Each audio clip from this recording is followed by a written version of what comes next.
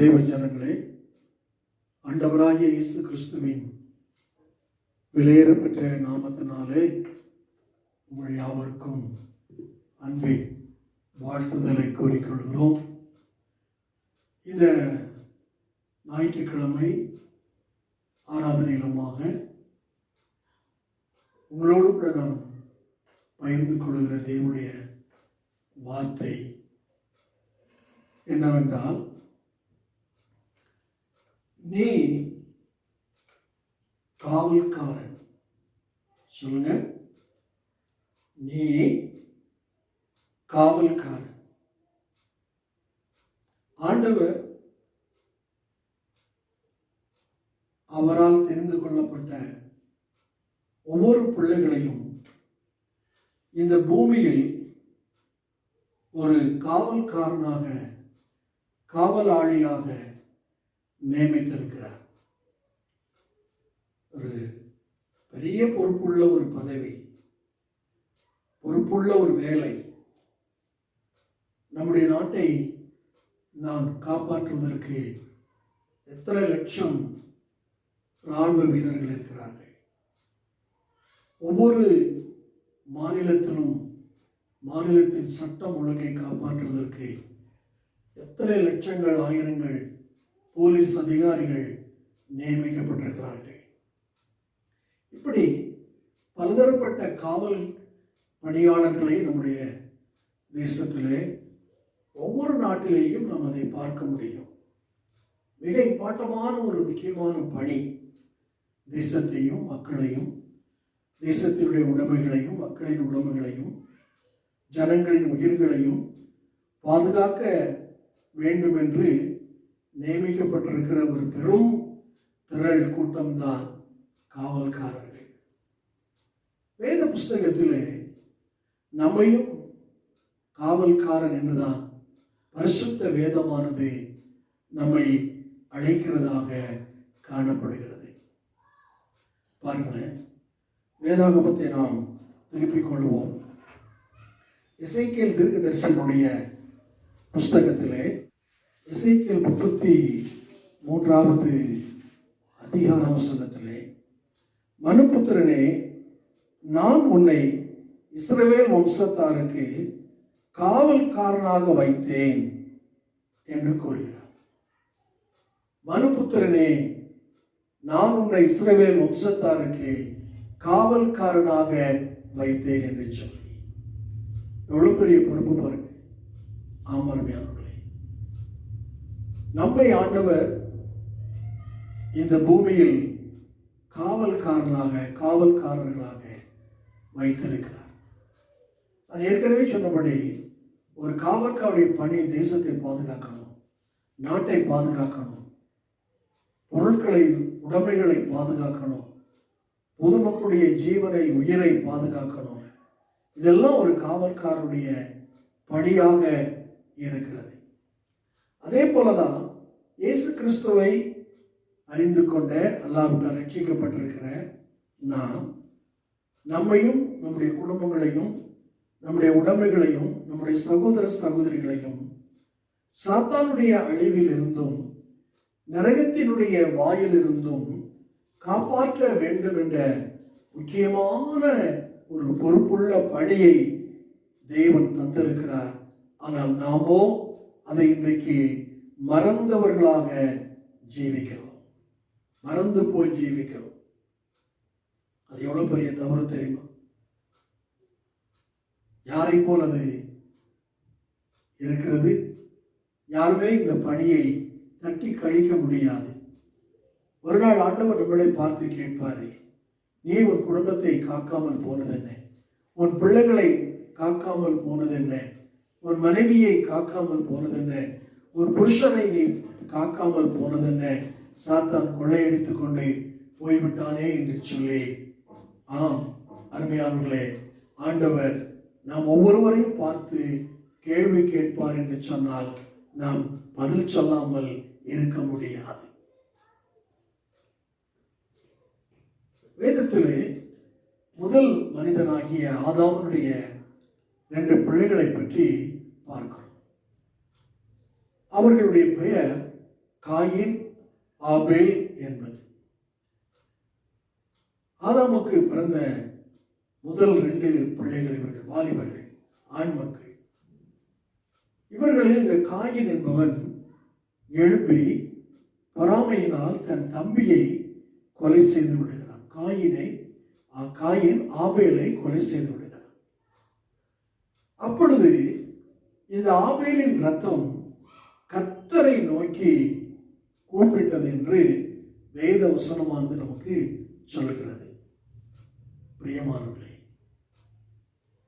அப்படி கூப்பிடும் போது ஆண்டவர் காயினை கூப்பிடுகிறார். அதை நான் உங்களுக்கு வாசிக்கிறேன் பாருங்கள். ஆதியாகமம் 4ஆம் அதிகாரத்தில் 9ஆம் வசனம். கர்த்தர் காயினை நோக்கி, உன் சகோதரனாகிய ஆபேல் எங்கே என்றார். அதற்கு அவன், நான் அறியேன், என் சகோதரனுக்கு நான் காவலாளியோ என்று கேட்கிறான். உன் தம்பி எங்கப்பா? இந்த பூமியில் வாழ வேண்டிய வயசில் அவன் மரித்து போனான். வாழ வேண்டிய ஆபேல் மரித்து போயிருக்கிறான். அவருடைய ரத்தம் என்னை நோக்கி கூப்பிடுகிறது. உன் தம்பி எங்கே என்று கேட்டதற்கு அலட்சியமான ஒரு பதிலை காயின் சொல்வதை பார்க்கிறோம். ஒரு உத்தரவாதம் இல்லாத ஒரு பதில். நான் என் சகோதரனுக்கு காவலாளியோ? அதெல்லாம் அவன் எங்க போனான்னு எனக்கு தெரியாது. அவன் வந்தானே வராம போனானே என்று சொல்லி ஒரு அலட்சியமான ஒரு பதில். பிரியமானவர்களே, நாம் ஒவ்வொருவரும் நம்முடைய குடும்பத்திற்கு காவலாளிகளாய் தேவன் நியமித்திருக்கிறார் என்பதை மறந்திருக்கிறோம். அவங்க வந்தா அவங்க ரட்சிக்கப்பட்டான, அவங்க இயேசுவை அறிந்தான அறியாட்டான, அவங்க சபைக்கு வந்தான வராம போனால் என்ன என்று ஒரு அலட்சியமான ஒரு பதில், அல்லாவிட்ட ஒரு அலட்சியமான நிர்விஸ்தாரமான ஒரு வாழ்க்கை இன்னைக்கு கிறிஸ்தவ சமுதாயம் வாழ்ந்து கொண்டிருக்கிறது. ஒரு உத்தரவாதம் இல்லை. உன்னை நேசிப்பது போல் பிறரை நேசிப்பாயாக, உன் சகோதரனை நேசிப்பாயாக என்று ஆண்டவர் நமக்கு கற்றுக் கொடுத்திருக்கிறார். நான் மாத்திரம் பரலோகம் போனால் போதுமா? என் தம்பி வர வேண்டாமா? என் அண்ணன் வர வேண்டாமா? என் சகோதரிமார்கள் வர வேண்டாமா? என்னுடைய வீட்டுக்காரர் புருஷன் வர வேண்டாமா? என் மனைவி வர வேண்டாமா? என் சொந்த பந்தங்கள், எனக்கு பக்கத்தில் இருக்கிற குடும்பங்கள் பரலோக ராஜ்யம் வர வேண்டாமா என்று ஒரு ஆர்வம் இல்லை, ஒரு உத்தரவாதம் இல்லை. உன்னை போல் பிறரை நேசி என்கிற அந்த தெய்வீக பிரமாணத்தை நாம் மீறினவர்களாய், மற்றவருடைய ஆத்துமாக்களை குறித்து கவலையற்றவர்களாய், மற்றவருடைய ரட்சிப்பை குறித்து கவலை இல்லாதவர்களாய் நாம் இந்த பூமியில் ஒரு நிர்விசாரமான கிறிஸ்தவர்களாய் வாழ்ந்து கொண்டிருக்கிறோம் என்பதை தேவன் அறிந்து துக்கப்படுகிறார். எனக்கு அன்பானவர்களே, இந்த காயினை போன்று உத்தரவாதம் இல்லாமல் இருக்கிறீர்களா? உன் பிள்ளை குடிச்சு வெறிச்சு அழிகிறான், ஆனா உனக்கு அதை பற்றி கவலை இல்லை. நீ காலையில எழுந்து பைபிளை தூக்கிட்டு ஆலயத்துக்கு வரணும் ஓடிடுற. உன் புருஷன் குடிச்சு வெறிச்சு அழிகிறான், அதை பற்றி உனக்கு கவலை இல்லை. நீ காலையில எச்சி குளிச்சு முடிச்சு நீ சர்ச்சைக்கு போறேன்னு ஓடிடுற. உன் பிள்ளை ரட்சிக்கப்படுவதற்கு, உன் புருஷன் ரட்சிக்கப்படுவதற்கு, அந்த நரகத்திலிருந்து தப்புவதற்கு, சாத்தானுடைய கையிலிருந்து தப்புவதற்கு நீ அந்த பொறுப்புள்ள ஒரு மனைவியாய், பொறுப்புள்ள ஒரு தகப்பனாய், தாயாய், பொறுப்புள்ள ஒரு கணவனாய் நீ இருக்கிறாயா? கேட்டா பதில் சொல்லுவோம், அவங்க வரல ஐயா, அவங்க வரமாட்டேன்னு சொல்லிட்டாங்க ஐயா, அவங்க வந்தால வராட்டா போனான் ஐயா, நான் வர்றேன்ல என்று சொல்லி. இது ஆண்டவருக்கு பிரியமற்ற வார்த்தை தெரியுமா உங்களுக்கு? கொஞ்சம் சிந்திச்சு பாருங்க. ஆண்டவர் என்னை காவலாளியாய் நிறுத்தி இருக்கிறார். நான் என் தேசத்துக்கு காவலாளி. ஆண்டவர் சொல்றாரு, நான் தேசத்தை அழிக்காதபடி திறப்பிலே நிற்கவும் சுவரை அடைக்கவும் ஒரு மனிதனை தேடினேன், ஒருவனையும் காணவில்லை என்று சொல்லி ஆண்டவர் வேதனையோடு கூறுவதை பார்க்கிறோம். இந்த தேசம் அழியக்கூடாது என்று அவர் விரும்புகிறார். நம்முடைய இந்திய தேசம் அழியக்கூடாது. நம்முடைய இந்தியாவில் ஒவ்வொரு 140 கோடி ஜனங்களும் அழியக்கூடாது. ஏறக்குறைய 30 மாநிலங்கள், 7 யூனியன் பிரதேசங்கள் இருக்கிற மக்கள் அழியக்கூடாது என்று ஆண்டவர் நம் ஒவ்வொருவரையும் காவலாளியாய் நிறுத்தி இருக்கிறார். நீ வாழக்கூடிய எஸ்டேட் பகுதியிலே நீதான் காவலாளி. நீ வாழக்கூடிய லைட்ஸுக்கு நீதான் காவலாளி. உன் குடும்பத்துக்கு நீதான் காவலாளி. தயவு செய்து உணர்வுடைங்க, புரிந்து கொங்க. நீ காக்காவிட்டால் அவர்களை சாத்தான் கொள்ளையடித்துக் கொண்டு போவான். ஆண்டவர் உன்னிடத்திலே உன் குடும்பத்தை குறித்து, பிள்ளைகளை குறித்து, புருஷனை குறித்து, மனைவியை குறித்து உத்தரவாதம் கேட்ப. எங்கே உன் சகோதரன்? எங்கே உன் புருஷன்? எங்கே உன் மனைவி? எங்கே உன் பிள்ளைகள்? எங்கே? நீ ஆண்டவர்கிட்ட போய் நான் என் குடும்பத்துக்கு காவலாளியோ என்று நீ கூற முடியாது. இதுவரைக்கும் நீ குடும்பத்தை குறித்து அந்த காவற்கார் என்ற பொறுப்பில் இருந்து நீ நிர்விசாரமாய் வாழ்ந்திருக்கலாம். இன்றைக்கு நீ மனத்திரும்பு. என் குடும்பத்துக்கு நான் தான் உத்தரவாதி. என் பிள்ளைகளை சாத்தான் கொள்ளையடித்துக் கொண்டு போய்விடக்கூடாது. என் பிள்ளைகளை பாவம் கொள்ளையடித்துக் கொண்டு போய்விடக்கூடாது. நான் தான் என் பிள்ளைகளுக்கு காவலாளியாக இருந்து அவர்களை சாத்தானுடைய கையிலிருந்தும் நரகத்தின் வாதலிலிருந்தும் காப்பாற்றுவதற்கு நான் இன்றைக்கு உத்தரவாதம் எடுக்கிறேன் ஆண்டவரே என்று சொல்லி உன் குடும்பத்துக்கு நீ காவலாளியாய் நீ மாறுவாயா? இன்றைக்கு அந்த காவல் பொறுப்பை நீ உணர்வாயா? இன்றைக்கு தேவன் உன் தலையிலே தந்திருக்கிற அந்த காவல் பொறுப்பு அது ஒவ்வொரு கிறிஸ்தவன் மேலும் உள்ள கடமையாக இருக்கிறது. எனக்கு அன்பானவர்களே, இயேசு கிறிஸ்து தேவனாய் கர்த்தர் ஆதாமை உண்டாக்கிற போது அவனுக்கு கொடுத்த முதல் வேலை என்ன? காவலாளி வேலை தான், காவல் செய்கிற வேலை தான். வாசித்து பாருங்க, ஆதியாகமத்துடைய புஸ்தகம் 2வது அதிகாரத்தில் தேவன் அவனுக்கு ஒரு தோட்டத்தை உண்டாக்கி அவனுக்கு ஒரு பொறுப்புள்ள வேலையை ஆண்டவர் கொடுக்கிறார். தேவனாய கர்த்தர், ஆதியாகமம் 2:15, தேவனாய கர்த்தர் மனுஷனை ஏதேன் தோட்டத்தில் அழைத்துக் கொண்டு வந்து அதை பண்படுத்தவும் காக்கவும் வைத்தார். எத்தனை அருமையான ஒரு வார்த்தை பாருங்க. முதல் மனிதனுக்கு கொடுக்கப்பட்ட முக்கியமான வேலை காக்க வேண்டும். காவல் வேலை நீ செய்ய வேண்டும். எத்தனை பேருக்கு இந்த வார்த்தை தெரியும்? இன்னைக்கு ஊதாரித்தனமாக இருக்கிறோம்.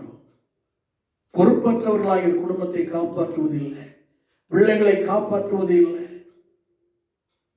பொறுப்பற்றத்தனம், ஊதாரித்தனம். வந்தா வந்து வராட்டா போகுது, பிழைச்சா பிழைக்கு பிழைக்காட்டா போகுது என்று சொல்லி நீ குடித்து வெறித்து ஊதாரித்தனமாய் வாழ்ந்து உன் பிள்ளைகளுடைய ஆத்துமாக்களுக்கு நீ உத்தரவாதம் பண்ண வேண்டியவன் என்பதை மறந்து நீ வாழ்கிறாயே. ஆண்டவர் உன்னை கேட்பாரு, எங்கே உன் பிள்ளை? எங்கே உன் மனைவி? எங்கே உன் புருஷன்? எங்கே உன் மகள்? அவங்க என் ஆலயத்துக்கு வரலையே, ரட்சிப்புல வரலையே, பாவ மன்னிப்பை பெறவில்லையே, எங்கே என்று ஆண்டவர் கணக்கு கேட்பார். அன்றைக்கு நீ என்ன நீ பதில் சொல்லுவாய்? யோசிப்பார். ஆதாமே, இந்த தோட்டத்தை நான் உனக்கு தந்திருக்கிறேன். இந்த தோட்டத்தை நீ பண்படுத்தணும். இந்த தோட்டத்தை நீ பாதுகாக்கணும். காரணம், இந்த தோட்டத்திலே உன் மனைவி இருக்கிற, இதுதான் உன்னுடைய வீடு. இந்த தோட்டத்தில் நீ சாப்பிடுவதற்கு வேண்டிய கனி தரும் மரங்கள் எல்லாம் இருக்கிறது. இதுதான் உனக்கு ஒரு ஆகாரத்தினுடைய பண்டகசாலை. இதை நீ பாதுகாக்கணும், இதை நீ காப்பாற்றணும். ஆமாம். ஆனால் ஆதாம் அந்த பாதுகாவலில் இருந்து அவன் விலகுகிறான். அதை உணராமல் அவன் போகிறான். தோட்டத்தை சுற்றி சுற்றி பாதுகாக்கக்கூடியவன். எனக்கு தெரியும், நம்முடைய கம்பெனி ஃபேக்டரி, டீ ஃபேக்டரி இருக்கிறது. அந்த நாட்களிலே இரவு நேரத்தில் வாட்ச்மேன் இருப்பார்கள், காவல்காரர்கள், வாட்சர் என்று சொல்வோம். அவர்கள் அந்த ஃபேக்டரியை சுற்றி சுற்றி சுற்றி அரை மணி நேரத்திற்கு ஒரு முறை, 10 நிமிடத்திற்கு ஒரு முறை அந்த ஃபேக்டரியை சுற்றி சுற்றி அவர்கள் வர வேண்டும். ஏனென்றால் ஏறக்குறைய அந்த ஃபேக்டரியினுடைய சுற்றளவு, அந்த கம்பெனி எல்கையினுடைய, அந்த ஃபேக்டரி எல்கையினுடைய சுற்றளவு ஏறக்குறைய ஒரு 1/2 கிலோமீட்டர் சுற்றி வந்தால் ஒரு 1/2 கிலோமீட்டர் இருக்கும். ஆங்காங்கே பஞ்சு மிஷன் வைத்திருக்கிறார்கள்.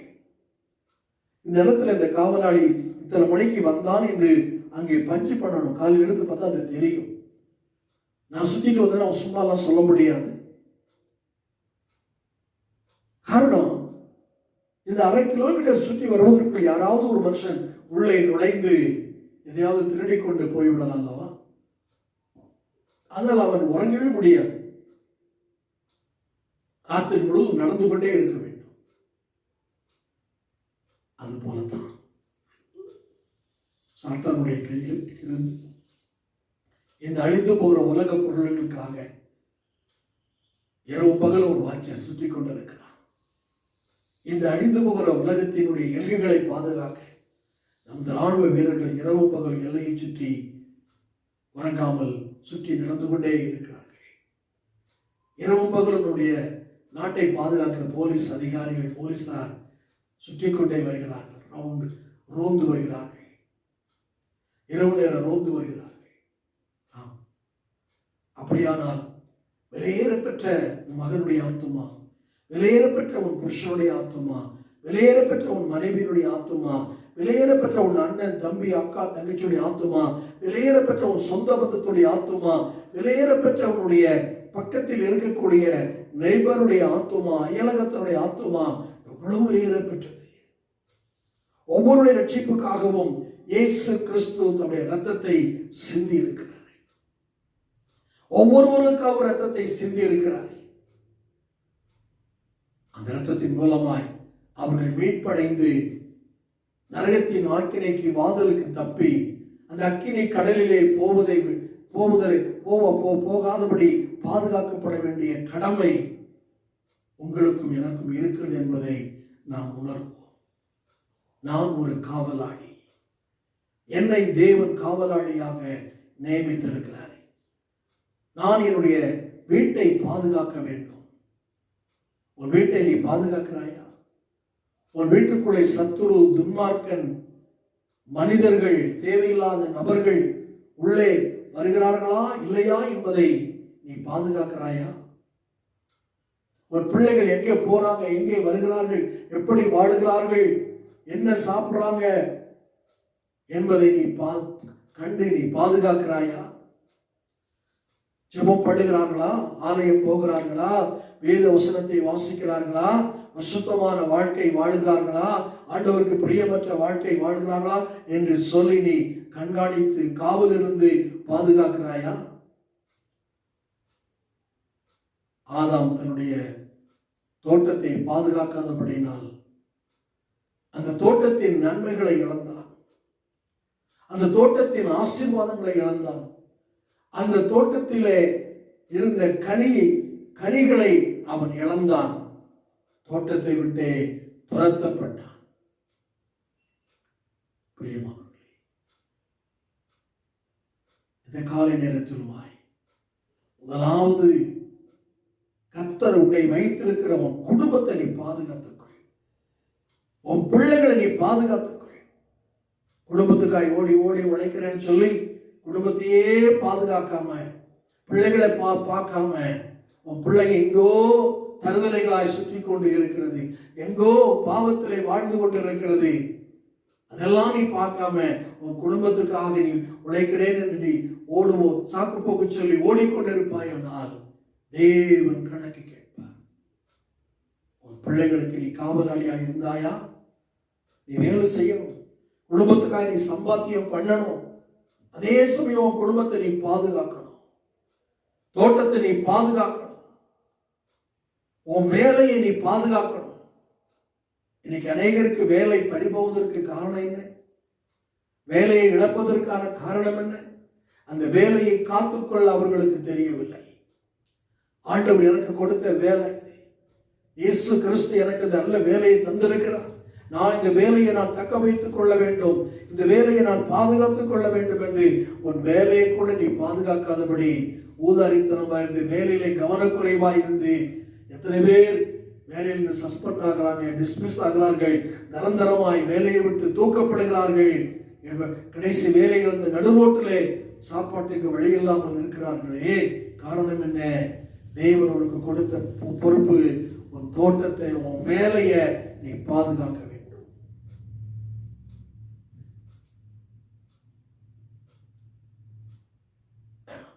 இரண்டாவது, உன் தோட்டத்துக்குள்ள யார் வர்றா? உன் வீட்டுக்குள்ள யார் வர்றா? அந்த தோட்டத்துக்குள்ள சர்ப்பம் வந்ததே ஆதாமுக்கு தெரியாது. எங்க போனான்?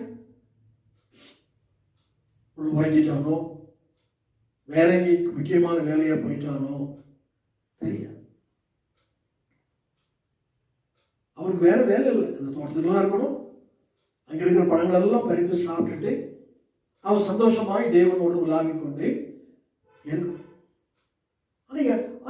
இந்த சர்ப்பம் வந்ததை எப்படி அவன் பார்க்காம இருந்தான்? தோட்டத்துக்குள் வந்து மரத்துல ஏறி நின்று அந்த சர்ப்பம் ஏவாளோடு பேசி அவளை பழத்தை சாப்பிட வச்சு அங்கிருந்து அது கடந்து போற வரைக்கும் என்ன பண்ணான்னு தெரியாது. இன்றைக்கு உன் குடும்பத்தை கெடுக்கிற, உன் மனைவியை கெடுக்கிற, உன் பிள்ளைகளை கெடுக்கிற பிசாசானவன் மனிதர்கள் மூலமாய், வேற எந்த ரூபத்தின் மூலமாய் அவங்க வாழ்க்கைக்குள் வராதபடி கண்காணிக்க வேண்டியது உன்னுடைய பொறுப்பு. நீ காவலாளி உன் குடும்பத்துக்கு. உன் வீட்டுக்குள் பேய்க்கு இடம் கொடுக்காத. பேய் எந்த விதத்திலும் நுழையாதபடிக்கு நீ இடம் கொடுக்காமல் இருக்க வேண்டுமானால் அது நீ சும்மா முடிச்சிருந்தா பாதுகாக்க முடியாது. அதற்கு ஒரே வழி, நீ இரவும் பகலும் முழங்காலிலே நின்று உன் குடும்பத்துக்காக, உன் வீட்டுக்காக நீ பாரத்தோடு ஜெபித்து இயேசு கிறிஸ்துடைய இரத்தத்தினால உன் வீட்டை நீ பாதுகாக்கணும். இயேசு கிறிஸ்து வசனத்தினால் உன் குடும்பத்தை நீ பாதுகாக்கணும். வீட்டில் உன் குடும்பத்தில் உன் பிள்ளைகளுக்கு, மனைவிக்கு தேவனுடைய வார்த்தைகளை சொல்லிக் கொண்டிருக்கணும். வாலிபன் தன் வழியை இதனால் பாதுகாப்பான், சுத்தம் பண்ணுவான், உங்களுடைய வசனத்தின்படி தன்னை காத்துக் கொள்வதனால் தானே என்று வாசிக்கிறோம். எனக்கு அன்பானவர்களே, இந்த காலை நேரத்திலுமாய் நான் என் வீட்டுக்கு காவலாளி, என் குடும்பத்துக்கு நான் காவலாளி, என் பிள்ளைகளுக்கு நான் காவலாளி. என் குடும்பத்தை சாத்தான் அழித்தால், என் பிள்ளைகளை அழித்தால், என் வேலைகளை அழித்தால், என் சொத்துக்களை அழித்தால் நான் ஆண்டவருக்கு கணக்கு ஒப்புவிக்க வேண்டும். தேவன் கணக்கு கேட்பார். காயின், உன் சகோதரன் எங்கே? நீ அன்னைக்கு காயின் மாதிரி சொல்ல முடியாது. நான் என் சகோதரனுக்கு காவலாளியே நீ சொல்ல முடியாது. தேவன் தக்க தண்டனையை கொடுப்பார். ஜாக்கிரதை. நான் ஒரு காவலாளி என்பதை உணர்ந்து, ஆண்டவரே, நான் இதுவரைக்கும் என்னையும் என் குடும்பத்தையும், நீர் எனக்கு கொடுத்த வேலைகளையும் பிள்ளைகளையும் பொருளாதாரத்தையும் வீட்டையும் நான் காக்காமல் உதாரித்தனமாய் நான் போயிட்டேன்ப்பா. என் பிள்ளைகளுடைய ஆத்துமா கெட்டு போனதை நான் காக்கவில்லை. என் மனைவியினுடைய கெட்டு போன வாழ்க்கையை நான் காக்கவில்லை.